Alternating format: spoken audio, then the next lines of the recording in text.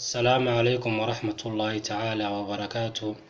إخواني في الله، qof kasta oo muslima walaalkay wala shay oo muuqaalkan arkay fariintan waxaan ka baryayaa inuu sii gudbiyo oo qofka kale uu sii gudbiyo muslimiinta dhan sidii ay u gaarto walaalayaal.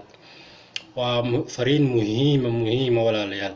qofka gudbiyo Ilaahay waxaan uga baryayaa inuu fitanka adduun, midka qabriga, midka cadaabka iyo midka qiyaamada Ilaahay uu ka badbaadiyo isagii waalidkiisa iyo ubadkiisa, inuu Ilaahay ugu dambi dhaafo uguna naxariisto.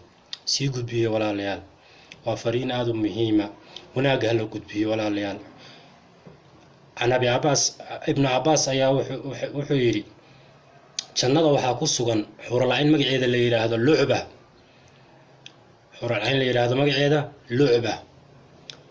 xuralayntaas wuxuu yiri law basaqat fil bahri, haday badda haday candhuuf ku tufto la cadba ma al bahri kulluhu yiri.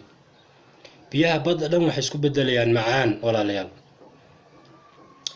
wuxuu yiri maktuub ala nahriha, qorteeda waxaa ku qoran man habba an yakuna lahu mithli, qofka doonaya inuu anigoo kale helo falyamal bidaa'ati Allahi azza wa jal.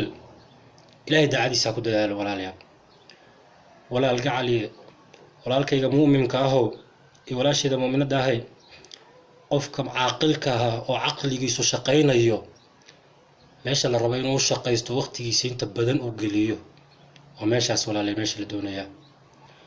waxaan ka codsanayaa walaalaha muslimiinta dhamaantood, rag iyo dumar ba khayrka jecel, waan ogahay inaad khayrka jeceshihiin. walaalaha muslimiinta dhamaantii inaad khayrka aan leedin tilmaamin inaad jeceshihiin waan ogahay.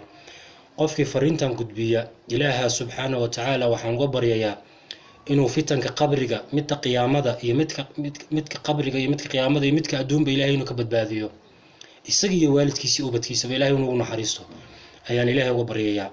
walaalayaal sii gudbiya, khayrka aan ka shaqeyno, dacwada inaan ka shaqeyno, taas balan hayno ahaato, aan ku dadaalo inaan dacwada ka shaqeyno.